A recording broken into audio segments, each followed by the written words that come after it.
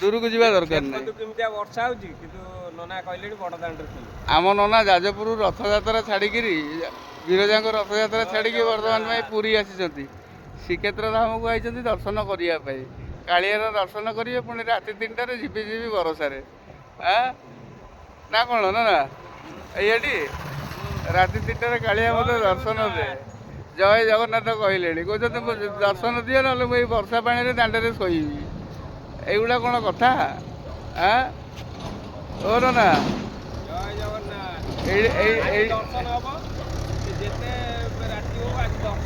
ଯେତେ ରାତି ହଉ ଆଜି ଦର୍ଶନ ହବ। ଓ ଏ ଦୃଶ୍ୟ ଆଉ ଜଗତରେ ମିଳିବନି କୋଉଠି। ଯୁଆଡ଼େ ଯାଅ ଟୋଟାଲ ସମ୍ପୂର୍ଣ୍ଣ ମନ୍ଦିରକୁ ଆସୁଛି। ଆହା କି ସୁନ୍ଦର ଲାଗୁଛି। ପୁରା ସୁନସାନ ରାସ୍ତା, ଝିପି ଝିପି ବର୍ଷା, ରାତି ଅଧରେ ରାତି 3ଟାରେ ବୁଲିକି କି ମଉଜ। ଫେଣି କାର୍ ନେଇକି ପଳେଇ ଯାଇଛନ୍ତି, ଦେଖ ଥୁଆ ହେଇଛି ଏଇଠି। କାର୍ ଆଣିକି ମନ୍ଦିର ସିଂହଦ୍ୱାର ପାଖରେ କାର୍ ଥୋଇଛନ୍ତି।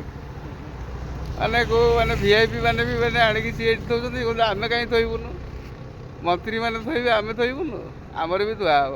ସେ ଆହୁରି ଆଗକୁ ନେଇଥାନ୍ତେ, ମୁଁ କହିଲି ନାଇଁ ଏଇଠି ରଖିଦିଅ, ଆମେ କାହିଁକି ତାଙ୍କ ସାଙ୍ଗରେ ସମାନ ହେବା, କଥା ଖରାପ କରିବା।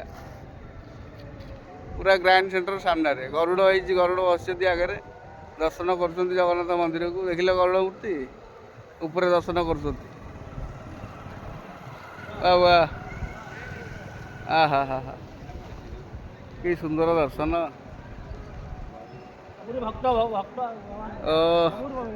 ଆଉ କ'ଣ ଭାଗ୍ୟରେ ମିଳିବ ଏ ଦର୍ଶନ? ଆଜି ଦିନଟାକୁ ଆଜି ଏଇ ଜିନିଷଟାକୁ ହିଁ ତମେ ସ୍ମୃତି କରିକି ରଖିଦିଅ ସବୁଦିନ ପାଇଁ।